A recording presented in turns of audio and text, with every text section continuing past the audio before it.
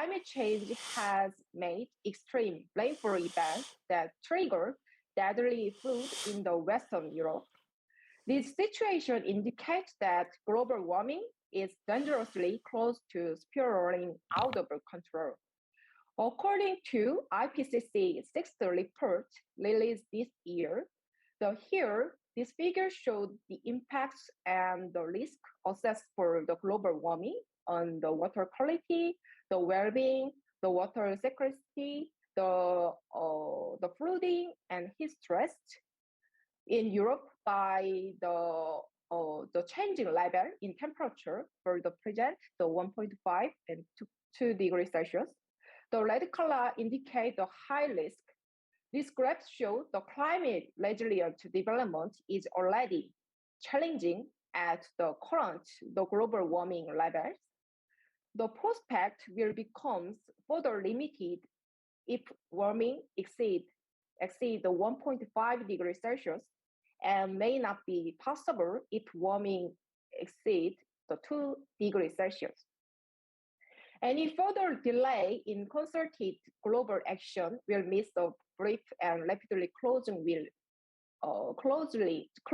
window to secure a livable future. So to avoid mounting loss of life, diversity, and infrastructure, accelerated action is required to make rapid and deep cuts in greenhouse gas emissions. Centre for Climate Repair at Cambridge aims to tackle the climate crisis following the three goals: reducing the gas from the atmosphere, reducing the greenhouse gas emission, removing the greenhouse gases from the atmosphere, and restoring broken climate system.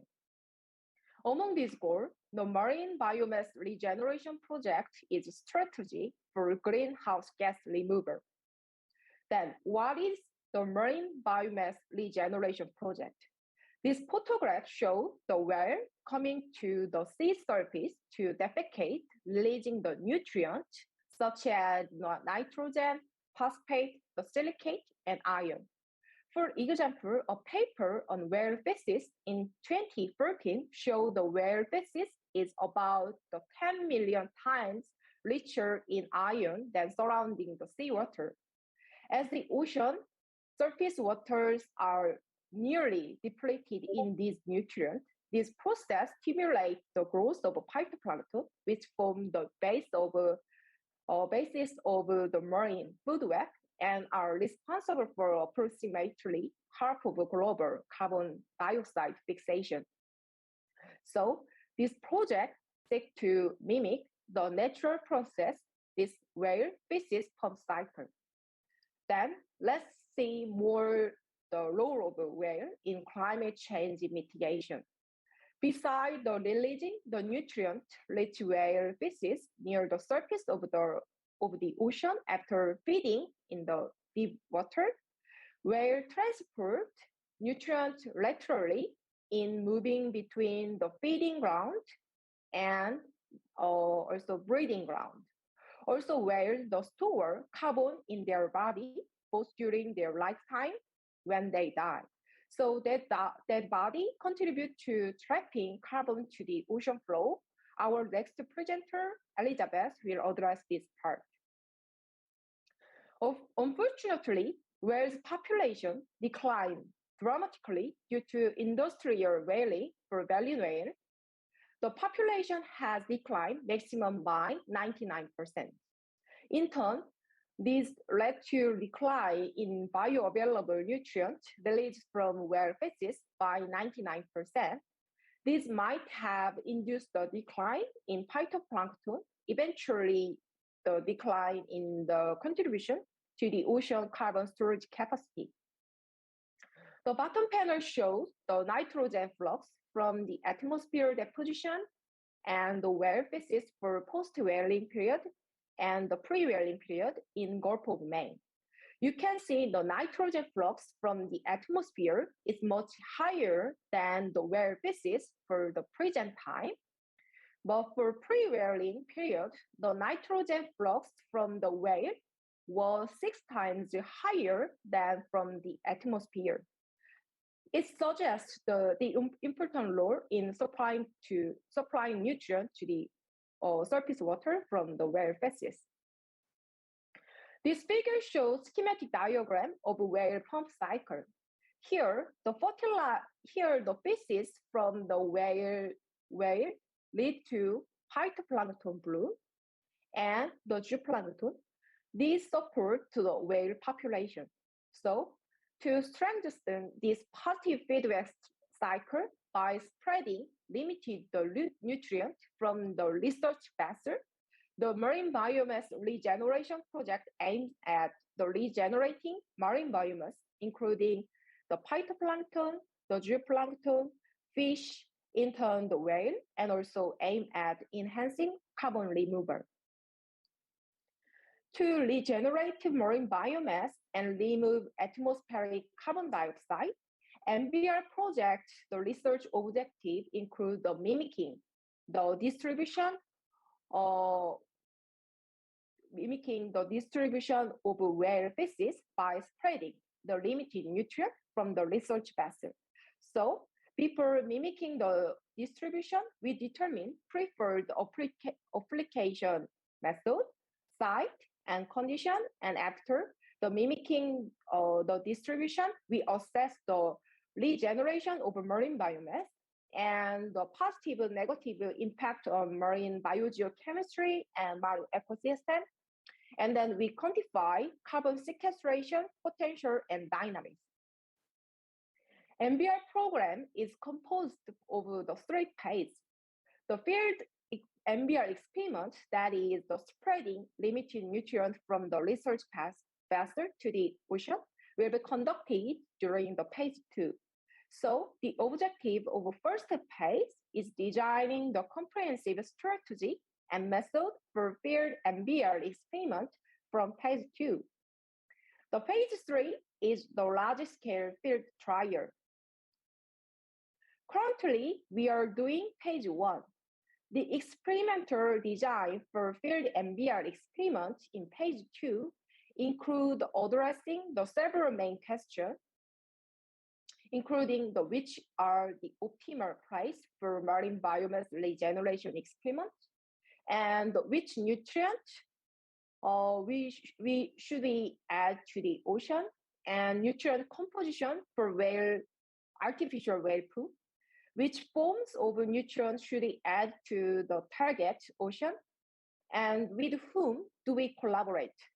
We have already built the consortium team, including the experts in this area, such as the Goa team, India, Hawaii University, and Cape Town University, and so on. This map shows the nitrate concentration. Here, the green color indicates the high levels in nitrate, and the blue color indicates the low level in nitrate. Circle color indicates the limited nutrient for phytoplankton growth. Possible regions for field MBR experiment will be regions low in one or more of nutrient for phytoplankton growth. For example, phytoplankton growth in the Western South Pacific is limited by nitrate concentration, and in the Southern Ocean, which show the high levels in nitrate concentration, phytoplankton growth is limited by ion concentration.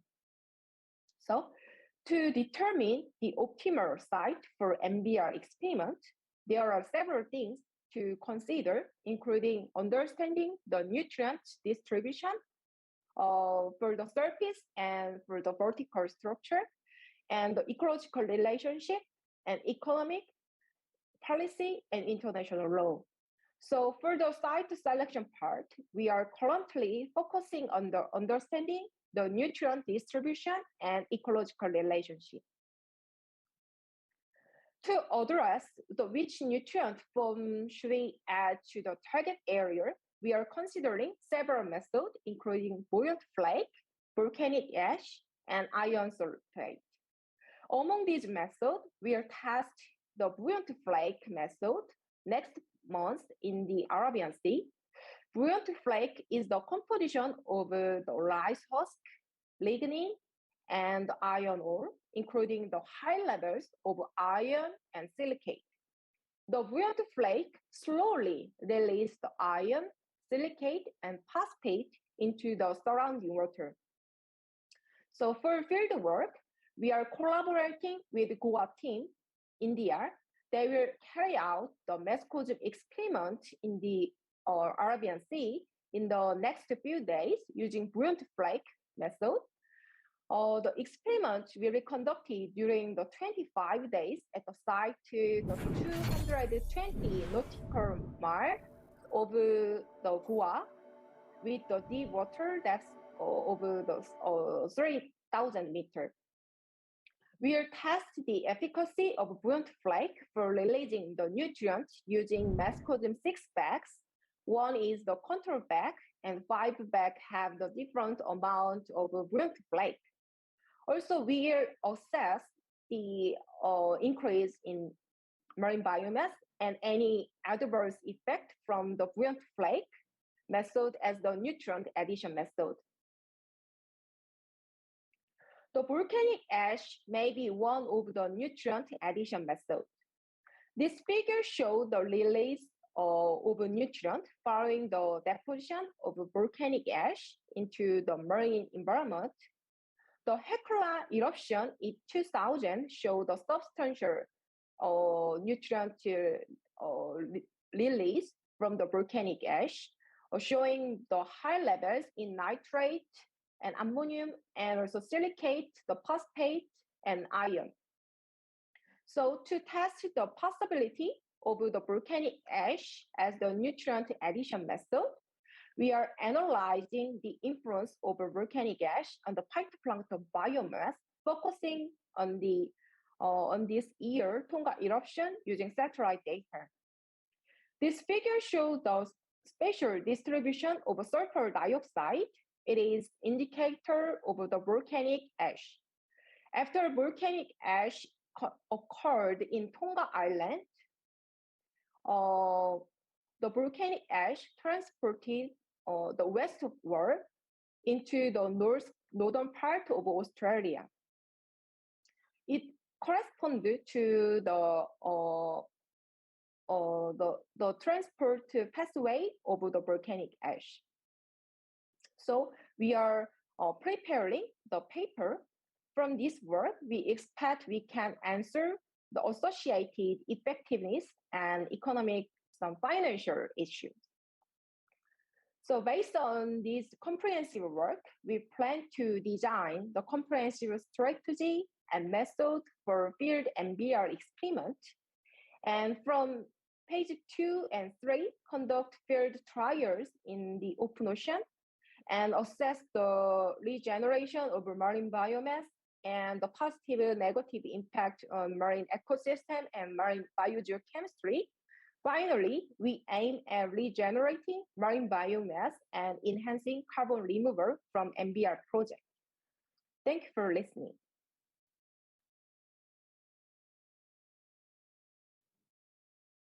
Thank you very much, June. And if you want to stop sharing your screen, we'll have for Elizabeth. Thank you. So Elizabeth, over to you. And just to remind the audience, if you have any questions, please put them on the Q&A section. And you can also upvote them as well if you already see a question that you would like to ask and has already been asked. Thank you. Okay, Elizabeth, over to you. Hi, my name's Elizabeth and I'm a first year PhD student with the CCRC. Today I'll be explaining to you the significance of baleen whales in marine biomass regeneration. Oh, sorry, one sec. Oh, there we go. So just a quick overview of what I'll be talking to you about today. So first of all, we're going to be distinguishing between baleen whales and toothed whales, and I'll be explaining why we'll be mainly focusing on baleen whales in terms of carbon sequestration. Then I'm going to go on to explain the carbon sequestration properties of whales, which June has already touched upon. We're then going to look at the methods that have been implemented in order to estimate the carbon sequestration from whales. I'll then go on to look at how the whale population has changed due to whaling by humans. And then we'll look at some of the results. So the carbon export from whale biomass, the nutrient concentration in whale feces, and then the carbon export from iron in whale feces. So first of all, what is the difference between baleen whales and toothed whales? So the key difference is their teeth, as their name would suggest. So we can see here that toothed whales have jaws lined with pointed teeth, and they tend to eat fish and squid, including giant squid. Whereas baleen whales have these giant flexible combs of material, and this is called baleen. And they tend to feed on smaller fish and tiny crustaceans, and this baleen filters these smaller fish. But other differences between these two species include their size. So baleen whales tend to be larger, with the exception of sperm whales and Baird's beaked whales. So those two are also toothed whales, and their sizes are more comparable to baleen whales. But overall, baleen whales are much larger than toothed whales. And then, as I already said, their diet is very different. So baleen whales tend to feed on smaller fish, krill in particular, and other small crustaceans. So the reason we'll be focusing on baleen whales is primarily their size. And we'll see that this actually plays a very big role in how much carbon is exported. But it is worth noting that sperm whales, which are a type of toothed whale, are also very significant, but I won't be discussing them today. So how do whales sequester carbon? So there are two mechanisms through which whales sequester carbon. The first way is directly. So this is through the carbon that's stored in their biomass. And then the second way is indirectly. And this is by naturally fertilizing the ocean with their nutrient-rich feces and causing phytoplankton and diatom blooms. So I'll now talk about these two processes in a bit more detail. So the first process is also called a whale fall, and this is because when a whale dies, it sinks and falls to the bottom of the deep ocean. So carbon is naturally stored in whale bodies as part of their biomass. So when they die and sink to the deep ocean, which is considered 1 kilometer plus depth, this carbon sinks to the bottom of the ocean and is considered sequestered, because it will take the order of thousands of years for it to resurface to the atmosphere. And on average, per whale, 30 tons of carbon is exported when it dies. But obviously this does depend on the whale size, because larger species will naturally store more carbon and therefore export more carbon when they die. And then the second mechanism, which is indirect, is the whale pump. I wish you'd stop moving we can see here papers over the mic. In this case, we have a blue whale, which is a type of baleen whale. So they feed on krill and other small fish, and then they will defecate in the upper surface of the ocean, which is called the photic zone. And this is the zone where light reaches the ocean. And we've already seen that the whale feces are rich in iron and other nutrients such as nitrogen and phosphorus. So they act as a fertilizer for the ocean. So in this surface layer, we have a fertilizer. We also have light coming in. So we can see why we end up getting phytoplankton and diatom blooms. So this whole cycle increases the primary productivity of the ocean. So what we want to do is increase this positive feedback. So now I'm just going to briefly discuss the methods used in order to calculate how much carbon is sequestered by whales. So when we're looking at the carbon export from whale biomass, The way this is done is, first of all, by estimating the death rate of a particular whale species so that we know how many whales are dying per year. Then from this, we can estimate the total mass of dying whales. And then if we know the total mass of dying whales, we can then convert this biomass into tons of carbon. So from there, we know how much carbon is being sequestered annually. And then in order to calculate how much carbon is sequestered indirectly, so through this whale cycle, we first estimate the amount of prey that's consumed each year by all whales. Then from this, we can estimate the total amount that's defecated each year. And then if we have the total amount defecated, we can multiply this by the iron concentration in the feces. And there's data for this in this paper. And then from that, we know how much iron is being added to the surface layer of the ocean per year. And from this, we can use the ratio of iron to carbon captured in order to estimate how much is sequestered.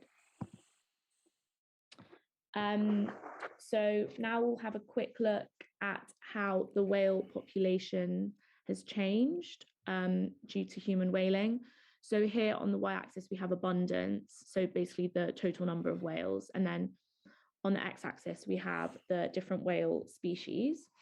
And we can see how the abundance has changed pre-whaling and post-whaling.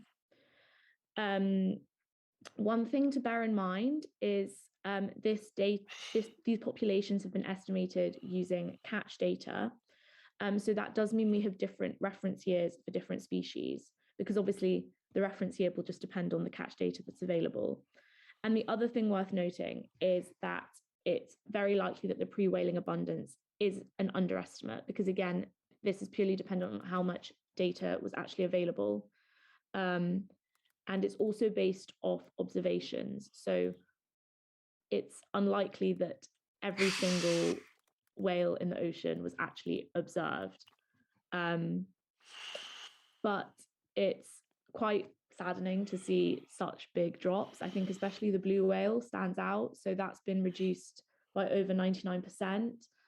Other whales that have been targeted quite a lot are the right whale, the fin whale, the bowhead whale, humpback whale, and the sei whale. And the total whale population has decreased by about 2/3. The total baleen whale population has decreased by about 2/3. So now we're going to have a look at the carbon export from whale biomass. So this is given in tons of carbon per year. And again, we've got this for a number of baleen whale species, and we're comparing what it was pre-whaling and post-whaling.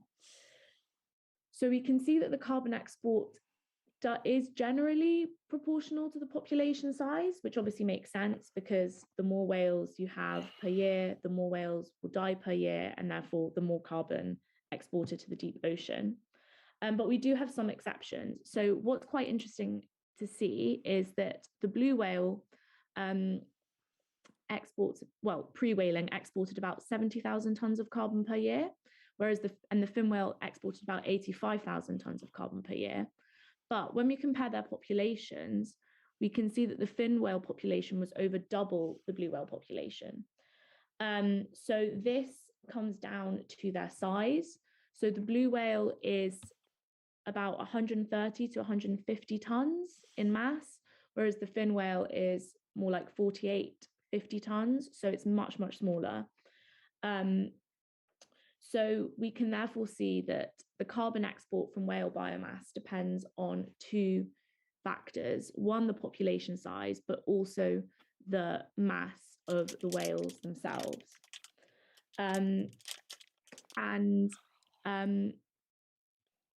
In terms of like the total carbon that's exported, pre-whaling from all these baleen whale species, it was about 193,000 tons of carbon per year. And now post-whaling, it's 29,000 tons of carbon per year. So quite a significant decrease. So here we have some data about the nutrient concentration in the whale feces. We've got two species here, the humpback whale and the fin whale, this is because these are the only two species that we have complete data for in terms of iron, phosphorus, and nitrogen concentrations. Just something worth noting is that we've multiplied the iron concentration by 1,000 and the nitrogen concentration by 1,000, just because the phosphorus concentration is so much higher. And the nutrient concentration is given in milligrams per kilogram of feces. So one very significant thing here is that the phosphorus is much, much higher than iron and nitrogen, so about 3 orders of magnitude higher.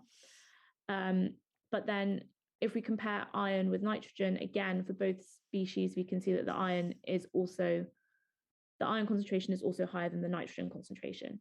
And for the rest of my talk, I'm going to be focusing on iron and how that sequesters carbon, and I'll explain to you why now. So if we look at something called the Redfield ratio, which shows us the ratio of nitrogen, phosphorus, and iron to the carbon exported, we can see that iron has the biggest effect on the carbon exported, so the largest ratio. So despite the phosphorus concentration being much higher, we're going to focus on iron for this reason.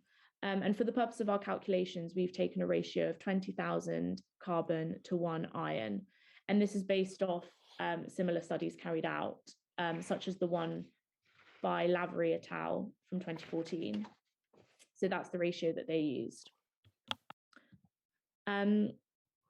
So now, specifically looking at iron concentration in the whale feces per species, we've now got 3 species we can look at: the blue whale, the humpback whale, and the fin whale.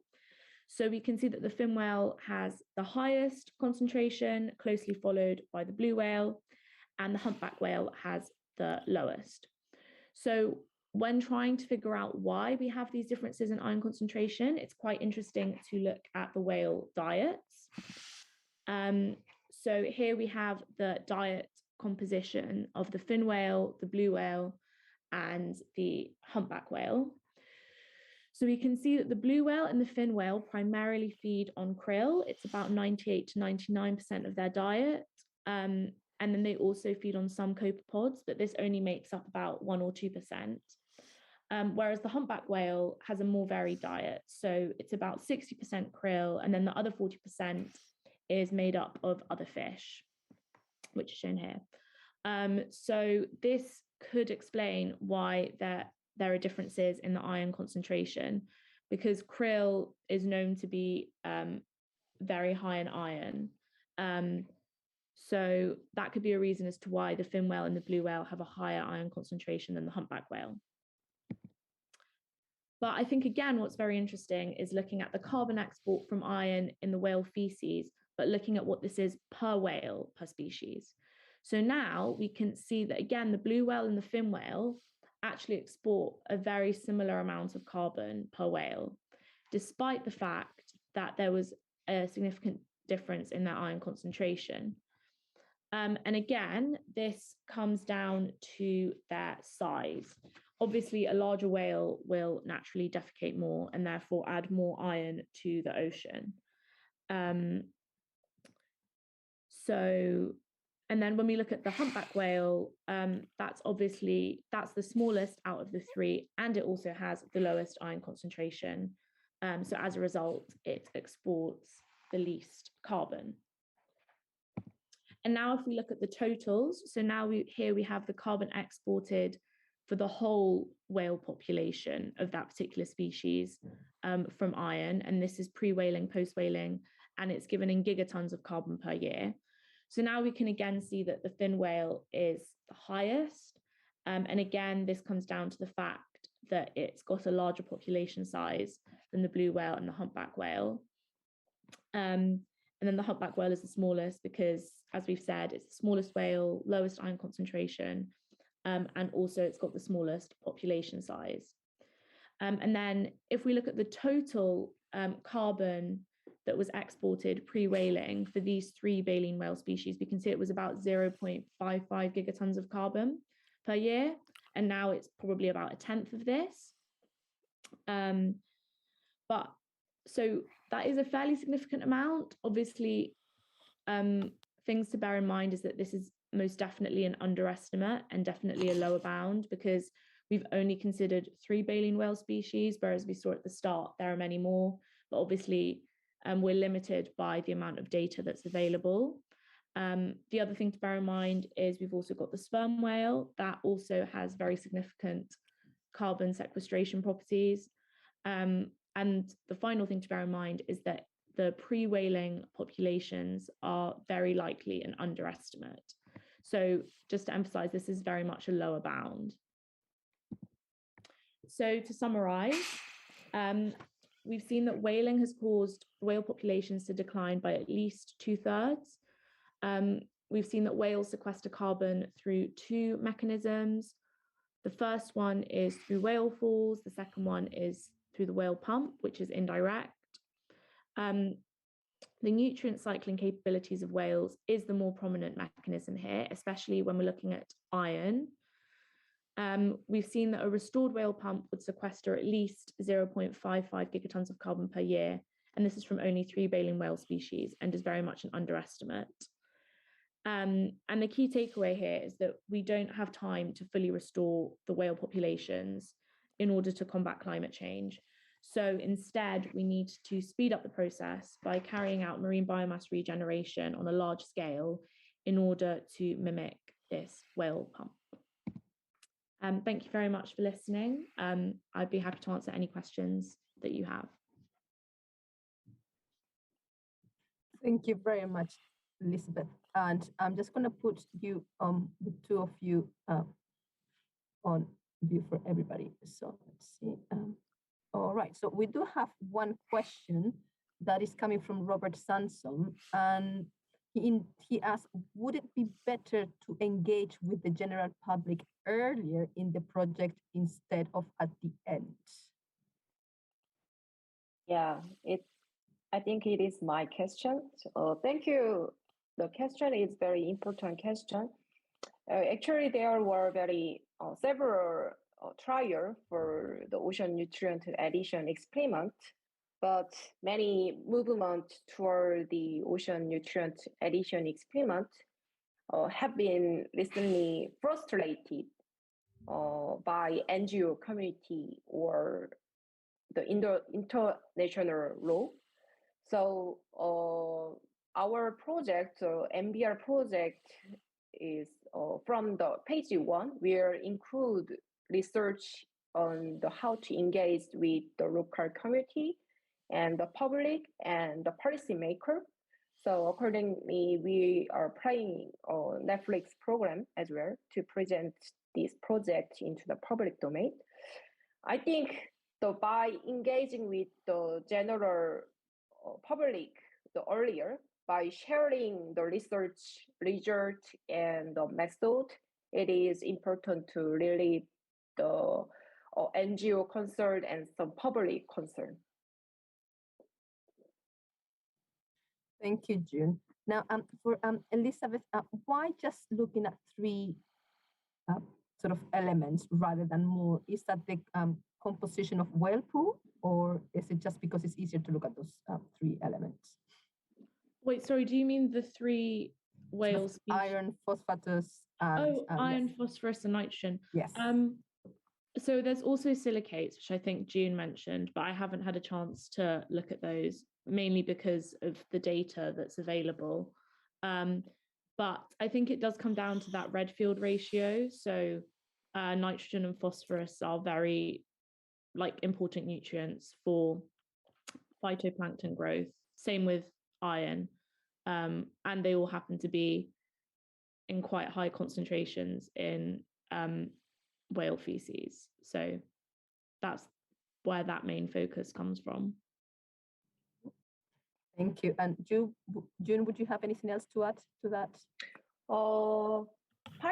When the phytoplankton grow, they need the nutrients such as the nitrogen, phosphorus, and for diatom, they need to make their cell wall, they need the silicate. Also, iron is very important element for phytoplankton growth to make the catalytic for the catalytic form, the catalytic catalyzing system.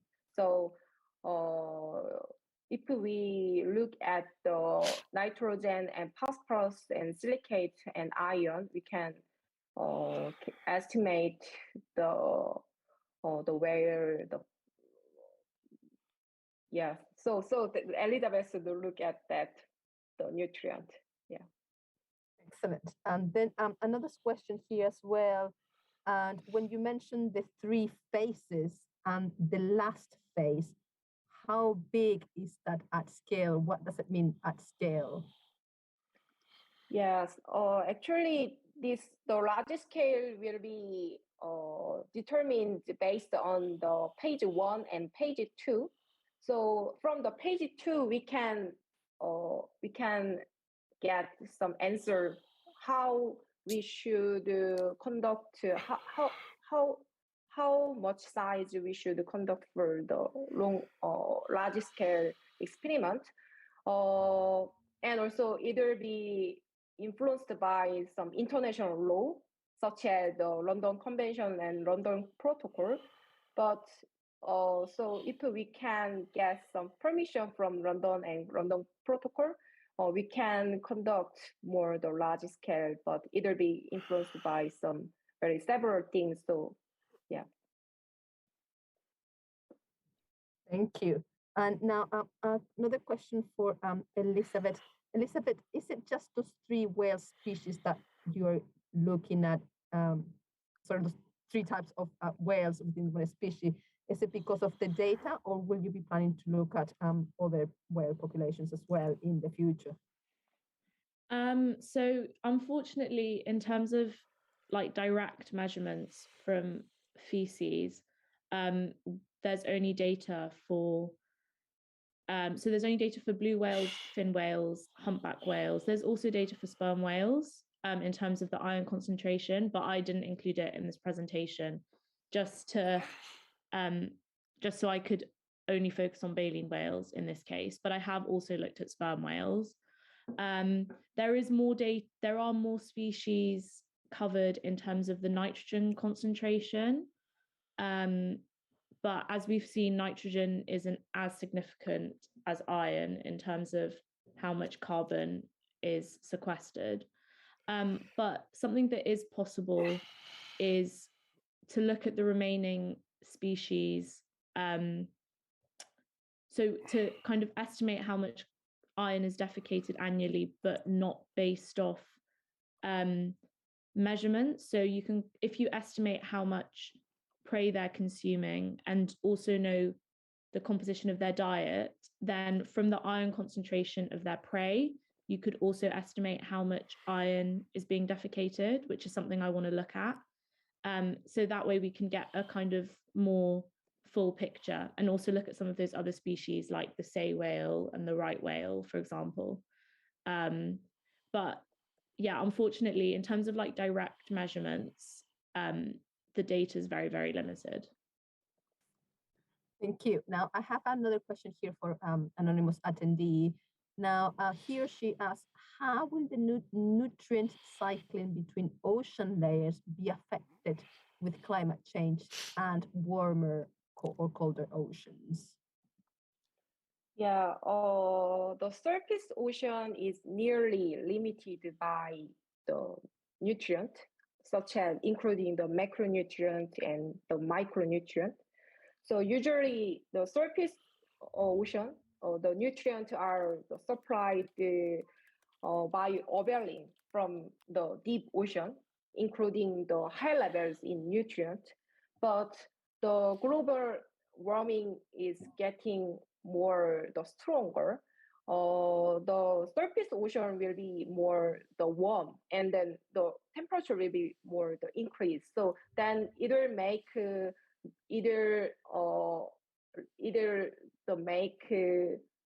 mixing is mixing the limiting the mixing. So either then the nutrients cannot be supplied from the deep waters. So, yeah.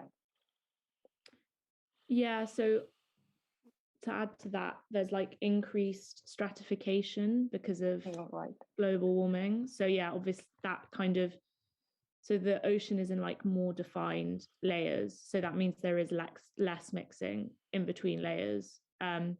So that is problematic if you want to cycle nutrients from like the deep ocean into the surface layers. But I think that's another reason why whales are really important, because they naturally do that. And I think there's also, I think I read in a paper somewhere that so for example, the toothed whales, they tend to feed in the deeper ocean, and their movement actually helps mix the ocean physically as well as cycling nutrients. Yeah, but obviously with increased global warming, that is an issue because of the increased stratification. Thank you. Now, there's another question from Tay Jue, and you may or may not have an answer to these questions because it's just listen to it, and I'm not really sure if you would, but it says recently mass deaths of whale species found in the coast in New Zealand. They were found actually like mass deaths of whale species in the coast of New Zealand. So would you know if it is because of sudden change of climate or open water temperature from pollution? I think that's, I'm not really sure if you'll be able to answer that question, but if you want to say anything about it. I'm not really sure. I don't know if June knows. It could be a combination of the two. I'm not sure. Oh, I haven't that paper. So I don't know the when the papers occur. But of course, the whale will be influenced by the climate change, like the warming, because the whale feed the krill, and the krill feed the phytoplankton, and phytoplankton will be influenced by the supply of nutrients. So the global warming is also very important problem. Also, I think some ocean pollution, like the plastic, will make